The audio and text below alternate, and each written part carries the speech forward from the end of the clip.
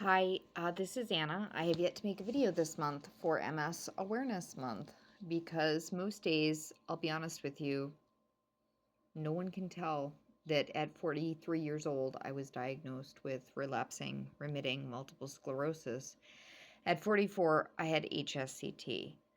Um, this afternoon, I'm downhill skiing with my son, hence my long underwear that I'm wearing to stay warm.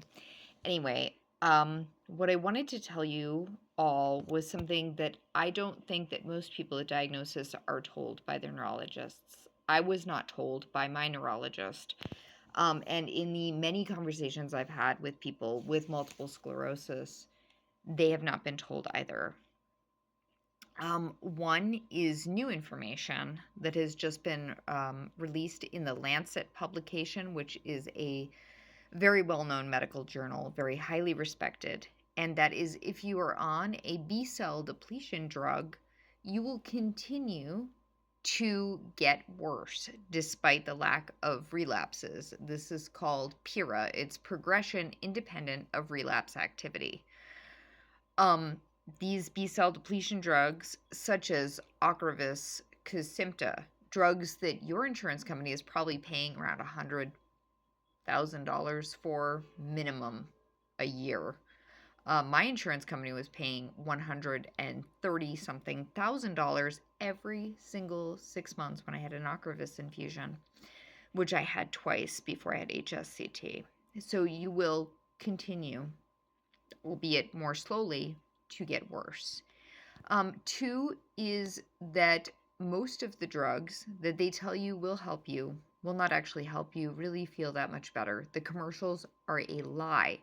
So I've made a list of some of the potential side effects that you can look forward to over the long term or short term on some of the drugs that are currently available. The big ones are Lemtrada, Tecfidera, Kesimpta, Ocrevus, Tysabri. So here are some of the fun side effects. You have an increased rate of infections because you are immune suppressed. You have an increased risk of cancer, multiple types of cancer, depression, PML, which is a really, really fun, mostly fatal, if not, you will probably end up in a nursing facility for the rest of your life, brain infection. If you want to look up nightmare fuel, look up PML. Anaphylaxis, hemorrhagic stroke. You cannot take most of these drugs while you're pregnant. Hepatitis and shingles are a very increased risk. Seizures, low platelet counts in your blood, liver problems, heart failure. So HSCT, yes, does carry risk. However, it is the only treatment that can put you into long-term remission from MS, if not forever. It is like treatment for cancer. It can come back, yes. You still do the chemo anyway because it can go away forever. So it's like front loading all of the risks, but minus some of the really big ones I told you about, because despite the fact that you can get them from, or you should, theoretically, you should be able to get them from HSCT, no one ever has. So MS, they say that it is not a fatal disease, but some of the treatments you can die from. And I know people that have. And I do know people who have died after HSCT treatment. So this is something you want to do very early on, if possible, in your disease progression before your body is too weak to recover from it. So I know people that have passed away.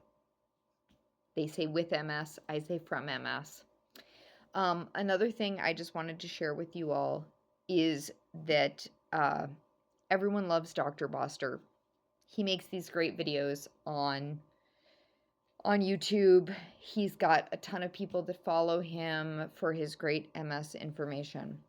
So if you go to ProPublica.com, which tells you, it's free information, it is available for all doctors in the United States, how much money they have made from drug companies while they have to report this. So Dr. Boster, this is just in 2018, made $133,000 in addition to his regular, being a neurologist, money from Limtrada.